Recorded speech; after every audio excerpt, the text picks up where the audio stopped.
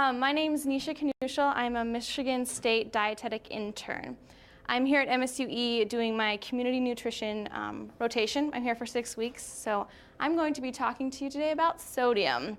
Have we all heard about sodium in the news lately? It's been out there. I think there was something recently published in the paper even too.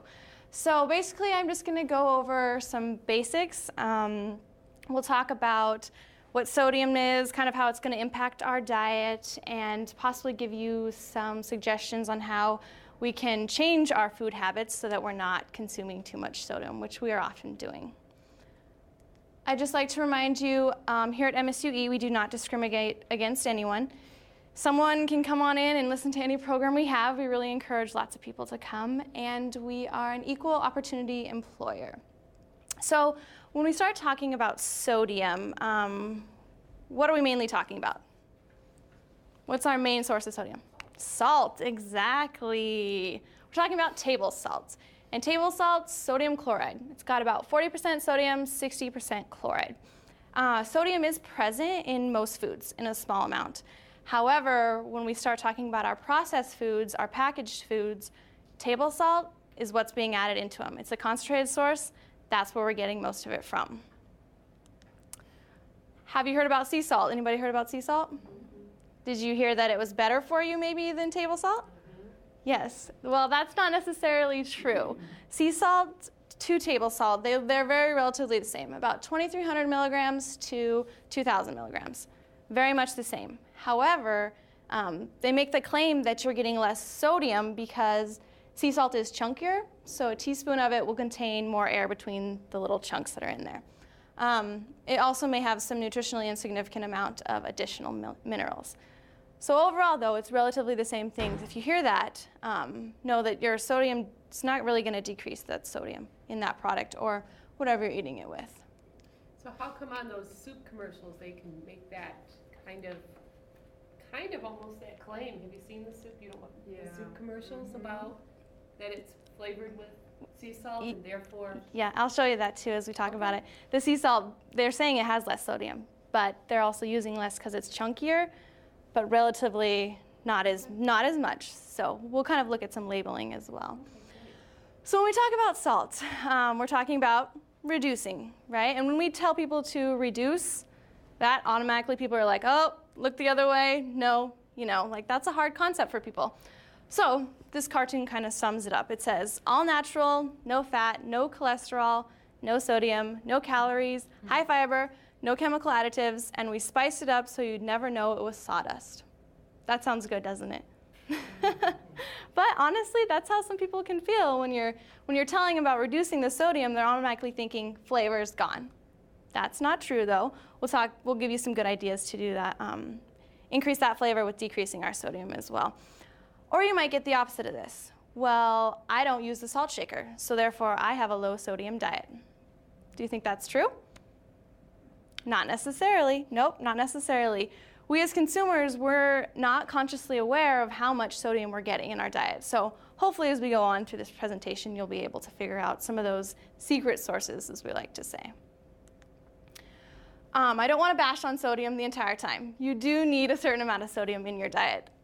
You need a little bit. It's essential in small amounts. It's going to help with those nerve impulses. Also, it's going to maintain the balance of fluids in your body and influences the contraction and relaxation of muscles.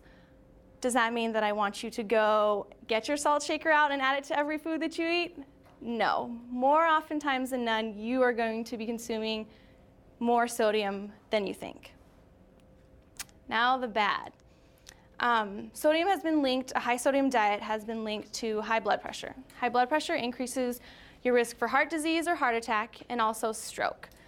Coronary heart disease is the leading killer of men and women in the US, actually. It's also linked to kidney disease. Vessels in the kidney are narrowing and hardening. It can be linked to congestive heart failure, and it also can cause blindness. Those blood vessels in your eyes are rupturing or they're bleeding when the blood pressure is too high, and that can be from a high sodium diet. So the good news is, though, if we lower our sodium intake, we can help with all these things. Does anyone know anyone that has any of those things? Yeah, they're very common in the US, especially today. Some interesting stuff that recent research has found that is linked to high sodium diet to osteoporosis. Basically, as you're increasing your salt, you're increasing the amount of calcium that's excreted in the urine. That's some new studies that are coming out and saying. I would have never thought that. Like, I had no idea. Also, stomach cancer, increased risk of stomach cancer if you have a high sodium diet. And kidney stones, you're at increased risk for those as well. So recommendations, does anyone know how many milligrams or teaspoons you're supposed to eat of sodium in a day? Anyone? Any guesses you'd like to throw out there? No? Anyone? Throw in a number. 2,000. Close. Good job. It's about 2,300 milligrams per day for the average healthy person. Okay? That equals about 1 teaspoon of salt. Now, that's not 1 teaspoon of salt that you're adding on maybe your mashed potatoes. That's all together for the entire day, every food you eat, sodium content, 1 teaspoon of salt. That's not very much at all. And plus, if you have any health issues such as high blood pressure, diabetes, kidney disease, or you're middle-aged or over, African American, you're only supposed to have 1,500 milligrams, which is about 2/3 teaspoon per day. This is based off the 2005 Dietary Guidelines for Americans. And as always, some people can be more sensitive to the effect of sodium, so talk with your doctor too if you have any confusion over that. So let's talk about the consumption. Do you think that the average American or Americans today are eating their 2,300 milligrams? And then some, exactly. How much do you think they exceed it by? If you could say any number. If we eat a lot of prepared food, it'd probably be at least double. Yes, yep, very good. The average American is consuming about 3,500 milligrams, or about 1.5 teaspoons per day. So that may not seem like a lot, 1.5 teaspoons per day, okay, but that's adding up. If you were to consume that, you would be consuming 11.5 cups of salt per year. Yeah, it's amazing how it adds up. This is actually on the low end too. I found more evidence and research that was suggesting that it's even as high as 6,000 milligrams per day. Again, with those processed foods, like you said, the more you're eating, you're probably getting a lot more. If you were to consume your 1 teaspoon a day, you would be consuming about 7.5 cups too. So, but I never use the salt shaker. Have we all heard that one? So many times. All right, well, let me show you something else. If we are never using the salt shaker at all, let's say we're putting it away. We know we're not supposed to have high sodium. 5% and 6%. That's while we're cooking, that's while we're eating. That's our salt shaker. Now, 77% is from our processed and prepared foods. Okay, 77%, that is a huge majority, and that's where we're going to target to reduce our sodium intake. We have another 12% from natural sources, and we can't really do anything about that. So if we wanted to reduce, we said we're not using our salt shaker, we're only reducing by 11% our total sodium intake. That's why we're going to target those processed and prepared foods. All right, so let's look at a typical day, typical menu we have here. How many milligrams of sodium do you think is here? It looks like we have some cornflakes, maybe some toast, orange juice, a banana for a snack, a turkey sandwich, turkey Subway sandwich, some chips, diet soda, pretzels for another snack, some rotisserie chicken, roll, potatoes, corn. Looks kind of typical maybe of what you would eat in a day. Anybody want to take a guess on how many milligrams of sodium? 32. 5,000 K? We're actually about 3,600 milligrams of sodium. So if you look where it's coming from, that Subway sandwich, which is relatively a healthier choice when you're eating out, is still giving you 1,300 milligrams. But how much is from those chips? Oh, versus the sandwich? I just did it as all together. So it could be, exactly, it could be what you're combining foods too. And actually even maybe the soda too as well, or what your condiments you're putting on there too. Again, in the salty snacks as well, we have the pretzels, and we'll talk about cereal. Cereal is often kind of a hidden source of sodium. What about, okay, we have all of our regular things that maybe we're going to eat in the regular day, not including our fast food. So we know that our sources are going to be from table salt. We already found that out. That's concentrated. Soups and sauces, anything that's canned. Has anyone ever really looked at a label on a soup? They're scary. Yes, they can be scary. Well, we're actually going to look at some labels too. But they're a major source of sodium. They have a ton of sodium in them, and oftentimes there are 2 servings in that can of soup. So if you're eating both servings, you're getting double the amount of sodium, which we'll take a look at as well. You're getting it from your condiments. Ketchup, barbecue sauce, soy sauce, those all have a relatively high amount of sodium in them. They're also smaller portion sizes. You're supposed to use that teaspoon or tablespoon. But if you're doing like ketchup, are you really measuring out your teaspoon or your tablespoon? Probably not. Again, those canned foods, if you're getting canned vegetables, anything like that, they can all have sodium in them. Prepared mixes, your gravies, your sauces, and your salt seasonings. Garlic salt, onion salt, celery salt, they're all going to be sources of sodium. Your bouillon cubes, your butters, soy sauces, salty snacks, chips, pretzels, anything along those lines. And your cheeses, cheese is actually really high in sodium as well, and your lunch meats. Often those are sodium's put in to preserve those. So all these sources, definitely, they're going to increase your sodium in your diet. But what about some hidden sources? What about Gatorade? Has anyone ever looked at sodium sources in Gatorade? Those flavored drinks? Well, Gatorade is supposed to be consumed by people. It was made for people who are exercising, and they're losing a lot of those electrolytes. But if you just want to drink a Gatorade, you're not going to run a mile, you're still going to get more sodium than you need. In 8 ounces, Gatorade actually advertises on their website that per 8 ounces, they're a low sodium product. And 8 ounces is about 110 milligrams of sodium, 110.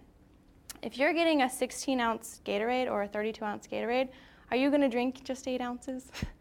Probably not. You're probably going to consume the whole thing. What about cottage cheese? This is 1% low-fat cottage cheese, and per cup has about close to 1,000 milligrams. Yeah. Bagels or breads, any of that. A 3.5-inch bagel, that's just your little bagel, has close to 400 milligrams of sodium. But our bagels usually aren't our little 3.5-inch bagels these days. They're going to be the big ones. So again, you're getting more than you think. Salad dressings. Salad dressings have quite a range on sodium content. I saw anywhere from 700 to up to 1,000. But again, those are per teaspoon or per tablespoon. So it's a smaller portion size as well. You're probably not measuring out that portion size. Canned foods, like I talked about before, this spaghetti sauce actually, on average per cup, had about 1,000 milligrams of sodium. Kind of surprising. And again, cereals. I would have never thought to look at cereals to see if it had sodium in it. Raisin Bran and cornflakes I looked at. Cornflakes was about 300 milligrams per cup, and Raisin Bran was close to 400. So these sources, we as consumers were thinking, okay, maybe we're making a healthier choice by consuming cottage cheese or, not sugared cereals. Well, it is in other aspects, but it's also high in sodium, and it's something that we're not aware of. So we need to become more aware of what we're eating. The second major thing we're getting our sodium from is going to be our fast food and our eating out at our restaurants. Do you like my fast food friends? All right, so we're going to look at a typical menu. We're going to make a meal for ourselves, and we're going to go to McDonald's today. And we're going to get our double cheeseburger. Double cheeseburger has. Looking right at me when he says that. I'm not looking at you, Laura. Never. I know. Our double cheeseburger has about 1,200 milligrams of sodium. And all this information I'm getting from McDonald's website. They post all their nutrition information. So we have about 1,200 milligrams just from our one double cheeseburger. But if we're going to go to McDonald's, we're not just going to get a double cheeseburger, right? We're going to get some fries with that. Or we're going to do this other. Maybe we think, okay, I'm going to McDonald's. I should probably choose a healthier option. Maybe I'll get the grilled chicken sandwich. Well, that still has 1,200 milligrams of sodium in it. It's different nutritionally wise by fat, but it's still got the same amount of sodium. Anyways, on to our French fries that we're gonna get. We'll get a medium French fry. About 300 milligrams of sodium.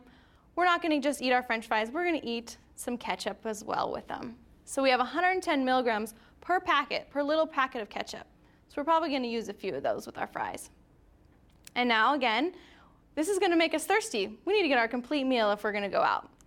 Maybe we're gonna choose Powerade because we know we were not supposed to drink pop necessarily, but we're gonna get a Powerade. A large Powerade at McDonald's, 32 ounces. That's 110 milligrams of sodium per 8 ounces, so we have to times that by 4. We're gonna get 440 milligrams of sodium. So this is just one meal, and we'll add it all up.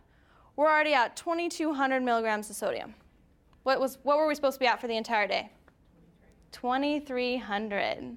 So in one meal, we've pretty much ate our entire day's worth. And we're not just gonna eat one meal per day, right? Another place eating out. Does anyone like to eat out at Olive Garden? I do. I do too. What about their soup, salad, and breadsticks? One of their famous things. The salad, it has, for one serving, it has about 2,000 milligrams of sodium with the dressing on there. Now you don't really get to choose if the dressing's on there or not. It usually comes with the dressing, right? Okay. Or if you chose their grilled chicken Caesar, that has about 1,900 milligrams of sodium as well. Now that's just the salad. That's just the salad. Yep, that doesn't include the soup or the breadsticks. Yeah, it's kind of scary to realize how much sodium is going to be in that food that we're consuming. But it's good to be aware. So how are we going to change our sodium intake? First thing we can do, we can read nutrition labels. Yay! And sodium is right on our nutrition label. It's going to be right here, right below cholesterol. And we're going to look at 3 things in reference to sodium when we're looking at a label. First, you can tell in milligrams. It's going to tell you per serving how many milligrams you're getting. It's also going to give you a percentage next to it. It's called the percent daily value. Now that's based off the recommendation of 2,400 milligrams of sodium, so it's a little higher. But what that percentage is going to tell you that per serving what you're eating, that's going to be the chunk throughout the day you want to get to 100%. That's going to be how much it is for that food. So this one has about 4% in there. Okay? First thing we want to do, we want to look at our nutrition label. Second thing, we want to look at our serving size. You want to consider how many servings you are actually going to eat of that food. That canned soup, maybe that top ramen. If you look at that, it's kind of hard to see, but servings per container, it says 2. Do you open your top ramen bag, cut it in half, and put half away for later? No, probably not. If you look at the sodium content, about 40% in one serving. So if you're eating 2, you're already up to 80% of your sodium intake for the day. Just from that little top ramen, that could be your snack, that could be, maybe your lunch.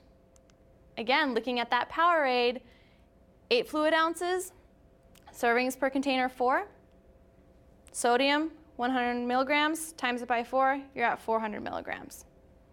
So as we buy our processed foods, our packaged foods, our boxed foods, it is really important to look at our labels. That's the only way we're going to be able to tell how much sodium is going to be in there. The third thing you can find on a label as well is to look at the ingredients list. Now, if you're looking at the ingredients list, you're going to be looking for sodium-containing compounds, such as MSG. That's often a flavor enhancer. You're looking at baking soda and baking powder in our baked goods. There's salt in that. That's where a lot of that's coming from our bagels, our breads. That's where the sodium's at. You can also look for disodium phosphate, quick cooking cereals and cheeses, sodium alginate, and that's in chocolate milk and ice cream, which I would never myself think to look in chocolate milk or ice cream for sodium. That's just not something that I thought of. What about sodium nitrate or nitrite? That's often found in those processed meats. It's usually added during the curing process as well. So on a food label, there's the nutrition facts panel. You're going to look at your serving size. You're going to look at your ingredient list. There's also going to be some advertising on there as well. And these claims, are kind of going to tell you a little bit more about the product. So if you're looking at sodium-free, you're looking about at less than 5 milligrams of sodium per serving. That's good. If you're looking at very low sodium, 35 milligrams. Low sodium, 140 milligrams. Also unsalted, no salt added or without salt. Those are all claims that can be on there. Remember though, for the unsalted, they're talking about adding in extra salt. It's not taking into account that natural salt that's going to be in some foods, which all foods do have. You're also going to see this claim, and it's reduced sodium. And this means that the usual sodium level is reduced by 25%. Okay, so when you're looking at that, reduced sodium or light sodium, they can still contain a lot of salt. Basically what they had to do is per product, if they had, which we'll show examples of, if we'll do like a soup. If they had their regular soup and they decided they wanted to put this claim on it, reduce sodium, they needed just to reduce the soup by about half to 25%. However, when you're looking at a regular product, if you're reducing it by 25 or 50%, that might not make it less sodium that you should be looking for. For example, Campbell's condensed soup has 960 milligrams of sodium in it per serving. Usually there's 2 servings in that can. Campbell's Healthy Request has 480 milligrams, and Campbell's Select Harvest has 480 milligrams. Healthy Request advertises that it's reduced sodium, so it's 50% less, as we can see. Select says it has no added MSG or other artificial flavors, and they do the claim about the sea salt, that it's less sodium because they're using a natural sea salt. You're still getting 480 milligrams per serving of sodium. So yes, they reduced it, so it's good if you chose that, but you're still getting a ton of sodium from that product. Progresso too, 980 milligrams, and then the reduced sodium, 470 milligrams. Again, you're probably going to eat the whole can too, so you'll have to multiply those numbers by 2 usually. Have any of you seen any of the labelings that we just talked about on foods? Notice them? They catch your eye, right? That's what they're meant to do. They're meant to bring you into the product. Okay, it's a low sodium. Don't automatically think that that's going to be the best choice for you too as well. You want to look at it, flip it over, look at the nutrition label. Okay, the bottom line. So I know it's tedious to go to the store and to read nutrition labels and all that, but bottom line, if you can see a product and you look at the serving size and you can see it's 200 milligrams of sodium or less, that's good. That's what you want to aim for. Ideally, it's 140 milligrams equals the 5% daily value, but that's going to be hard to find. That's really hard to find. So if you can remember 200 when you look on those labels, that's a good starting point. Okay, so we talked about kind of our fast foods. We know they're high in sodium. So some of our processed foods as well, what can we do to change those to reduce the amount of sodium we're getting from them? Well, we can look for unsalted nuts and seeds, dried beans, peas, and lentils. We can also look for the unsalted, lower sodium, fat-free broths, bouillons, or soups. And again, we always want to look for low sodium, but look for that low sodium on the front and then turn it over to look at your label on the back as well. Cereals and breads. Choose whole grains, trade whole grains for refined or salty processed products. Breakfast cereals, rice and pasta mixes, regular crackers, breads, they can all have a significant amount of sodium in them. Choose other things that you could choose would be like a low sodium whole grain bread, crackers, pasta, whole grain foods, and not box mixed. If it's coming in a box, I can almost guarantee you that it's going to have a significant amount of sodium in it. Good to remember. So if we compare some things, we have our old-fashioned rolled oats, we have our instant oatmeal, and we have our Cheerios. You can see that our oats, they don't have any sodium in them. But if you go our instant and our Cheerios, you're going up there. Are they putting that much extra sodium in the instant, processed oatmeals just purely for flavor? Even though we don't taste it as salty. Yeah. Flavor is a big one, to preserve its shelf life too. That's why it's added to there. You bring up a good point too, though. We don't always have to taste the salt for it to be a high salt food, high sodium food, right? How many times you are eating something, maybe you don't really think that that instant oatmeal is salty. So, but that's a good point. Yep, they're adding it for flavor, and oftentimes we don't realize it's there. So, again, reiterating this, the old-fashioned oats, they have no sodium in them. They're probably the better choice. What about our snack foods? How can we change our snack foods? First, we could cut back on them. There's better options out there. Fruits and vegetables, always advocate for those. Read your labels. Read your labels on your snack foods. They're going to tell you exactly how much sodium is in there. You can decrease your intake of your salty snacks as well. Chips, pretzels, crackers, you can look for the unsalted version as well. A lot of new products are coming out that are trying to reduce the amount of sodium in them. So it's good to look around, see what your options are.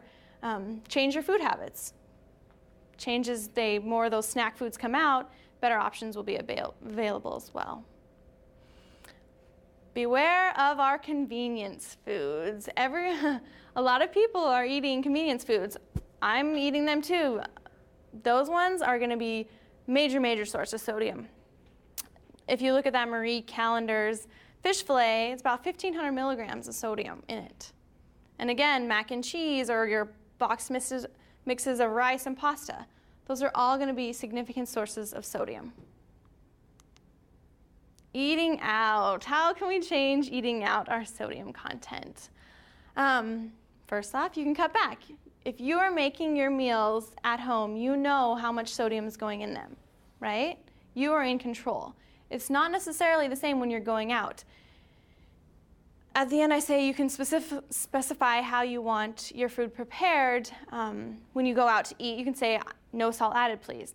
But a lot of the times when you're going to those restaurants, that food is coming to them and it's already prepared. They're basically just heating it up, maybe adding a little salt just to give a little flavor, putting a little something on top for decoration, and serving it to you. So while you can request, please no salt added, you're still getting that sodium from that processed food that's already made. They probably really can't cut back on it as much. Some tips: choose grilled or roasted, skip batter. Fried chicken, I love it too, but it's always not the best for sodium intake. Beware of your combo dishes, your stews and your pastas. Again, those sauces are coming to them with their sodium already in it and made, so there's no real way they can cut that sodium out even if you asked for it to. Okay? And our condiments. Go easy on your condiments. As you can see, soy sauce, ketchup, barbecue sauce, pickles, they're all going to be a significant source of sodium.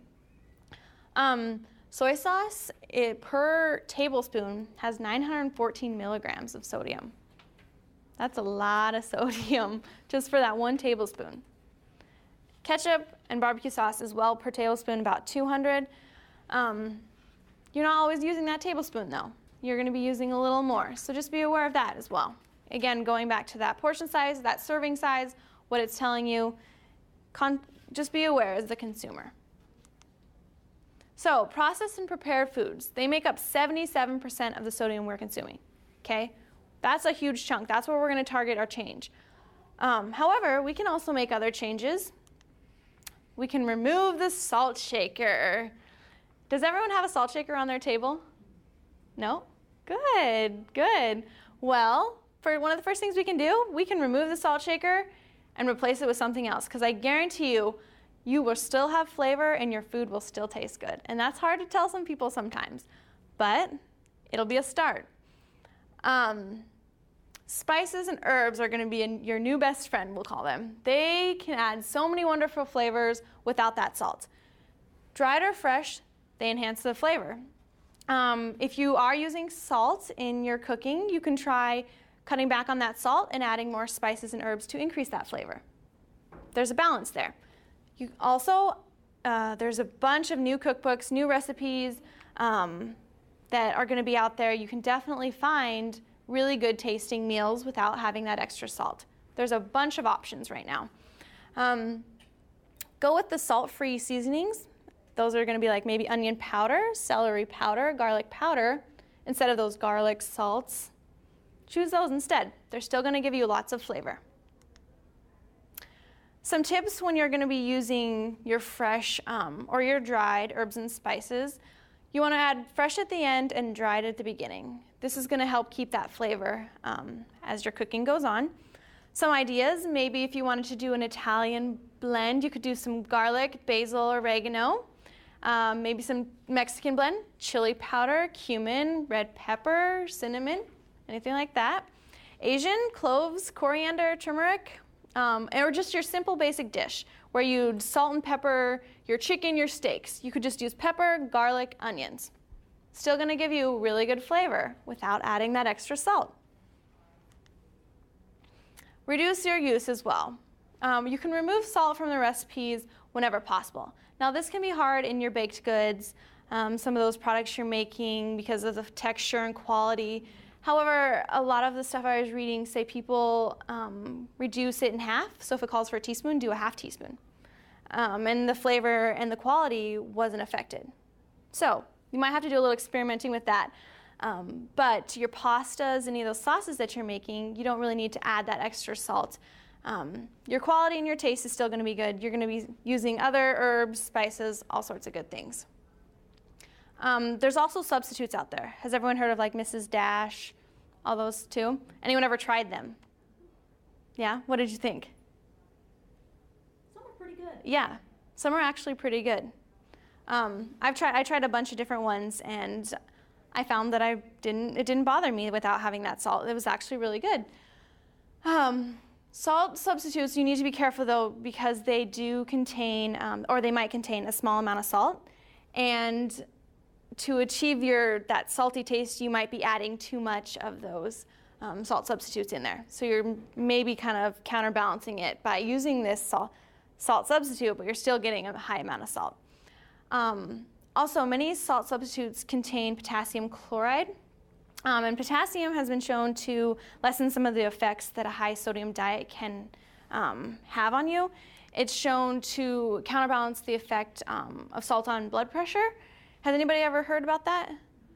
It's kind of an interesting thing. It also shows that it plays a role in maintaining healthy bone density. Some of the sources you may be able to get your potassium from: leafy green vegetables, bananas, root vegetables, or fruits from the vine. Again, this is for the average healthy person. If you are on medication for high blood pressure or you have kidney disease, your body's already having a tough time excreting potassium, and you're having some potassium retention. So you don't really want to increase your potassium through foods if you have those problems. So always talk to your doctor if you have any question about that. Go fresh. Another way to reduce the salt, use fresh fruits and vegetables, or those canned without no added salt. Be aware, I was looking at a tuna label the other day, and it said canned in water, which I thought, oh good, not in salt. But I turned it over and it says ingredients list, water, salt. So be aware again, if it's good to do canned with no added salt, fresh better, always. Use salsa and chopped onion when you're cooking. That's going to give some really great flavor. Better yet, if you make a homemade salsa, that's going to work too. Vinegars and lemon juice for steamed vegetables. You can get a lot of different kinds of balsamic vinegar.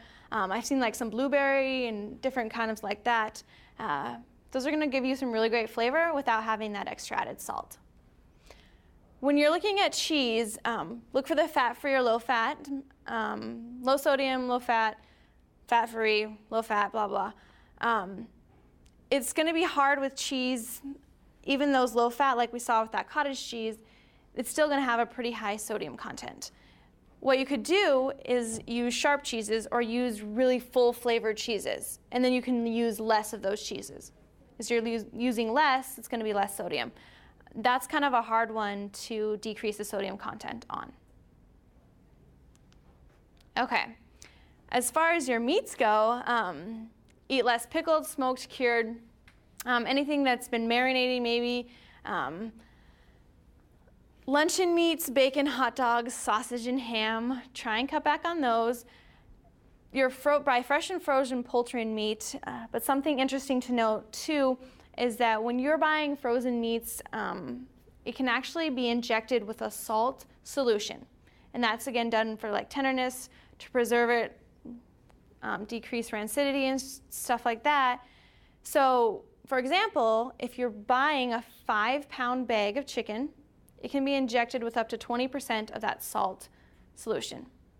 So average that out, that's about a pound you're paying for salt injected solution. Yummy. That's what we all want to eat, right? Again, read those labels or ask your butcher. Better yet, go in there, get the food, fresh as you can. So now that you know you're not going to eat processed foods, you're going to eat all fresh fruits and vegetables, you're going to read the labels on everything you purchase, throw away your salt shaker, and season your foods with salt-free seasoning, herbs, and spices. You're going to do all those things, right? Overnight, you're going to change. Is that kind of how you're feeling when I say that to you? No, I'm not expecting you to make drastic changes. It takes time. It's a slow process. I don't expect you to do all these things, but you can definitely start. Sodium is an acquired taste. We're so used to that salt in our mouth. We have it in every food we almost eat. So what we're looking for here is slow change. I'm not asking you to do it overnight. Decrease your use of salt gradually, and your taste buds are going to adjust. Plus, you're going to be getting other flavors in there that maybe you haven't experienced, and I guarantee you're going to like it. So maybe how can we do this? Well, maybe we start by using no more than a 1/4 teaspoon of added salt daily. Okay, then we progress to gradually reducing to no salt add-ons, and then after each 12 weeks, that's when our taste preference is going to change. So it's going to be a slow process. Another thing we could do, maybe you know that you eat out somewhere and maybe you're not ordering the most salt-friendly foods. You can make a change that way too. If your salt shaker's on your table, maybe it's time to set it back or reduce it in your cooking that you're using as well. After a few weeks, you're probably not going to miss the salt. Some foods may even taste too salty to you. You're going to be changing your preferences. And then as you use less salt, your preference diminishes for it, and it allows you to enjoy the taste of food itself with those heart-healthy benefits. Less sodium, it's going to be better for you in the long run. So if you need some ideas, here's a look at a low sodium day. How many milligrams of sodium do you think is there? Want to take a guess? 1,500? Okay.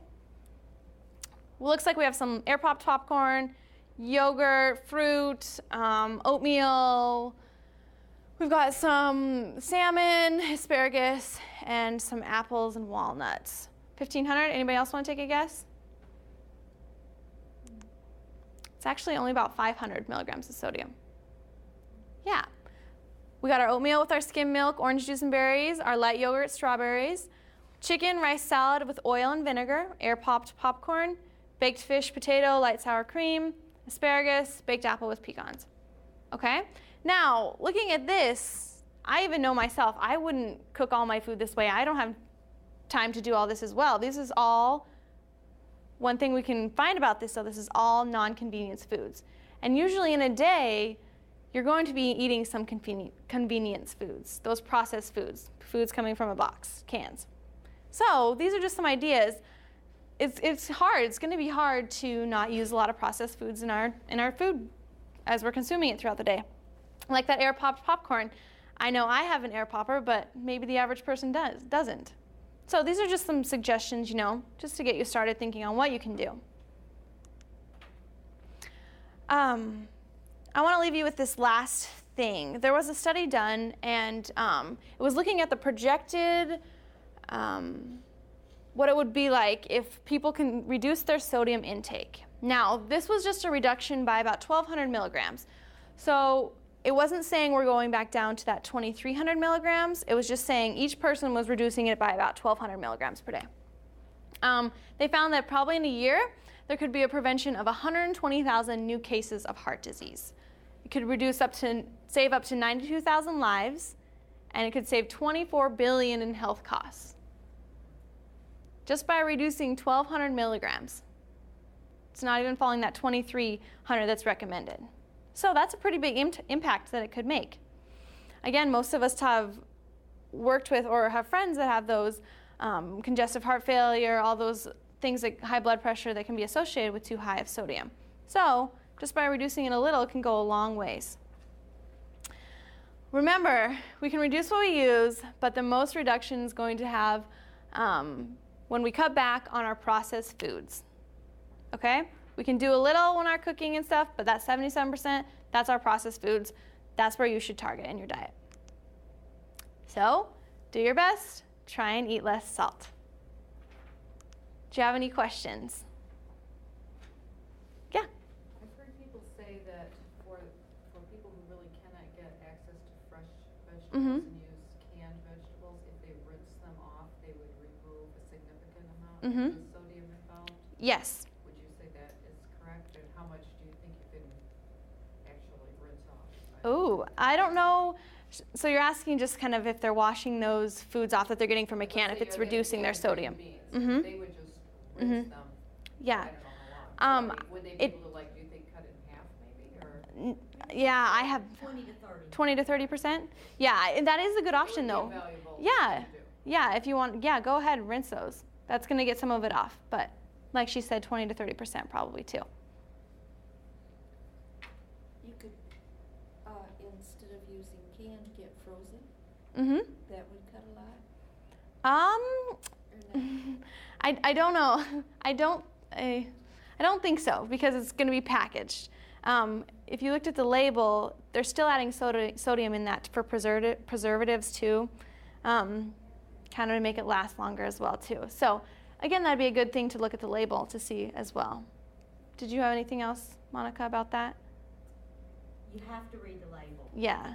It's not required for food safety for the sodium, but many producers put sodium in their frozen foods because it can that can make a less superior product taste more superior. Yeah. So it creates stability in the cell wall of the fruit or vegetable that they're preserving. So you have to look. You can't assume, oh, there's no sodium in this because it's frozen. So always look at the labels. Is there any advantage to following the guidelines if you're not in a risk category? Oh, that's a good question. I would say personally, yes. It's an advantage because eventually later on in life, it could possibly impact you that way too. But if you're saying high blood pressure, then I'm just yeah, saying for those people yeah. who don't have any of these. Are there some risk factors? Obviously, people who are predisposed to high blood pressure or have had any. Yeah, predisposed definitely. Yeah, for the average person. Not, is there a health advantage? To tell you the truth, I don't really know. I would say yes, but There is a health okay, advantage. there's a health advantage advantage. that for the normal, healthy, average person, if there was not, the USDA would not be stating the average healthy American needs to be eating no more than 2,400 milligrams a day. It puts us all at risk. Yeah. When we continue to push the sodium button. So no risk factors today does not mean no risk factors tomorrow. Yes. So in the long run, it'll catch up to you. Well, most likely. It will definitely catch up. Yeah. Well, it's going to have to run really fast. Any other questions?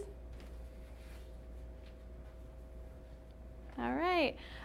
This is going to be posted online. We have some cards to give you if you need to access that as well. There's going to be a handout on some spice ideas, some different things that you can use as well if you'd like to access that. I think it'll be posted in a few days, so you can look for that. I think we're going to go ahead and get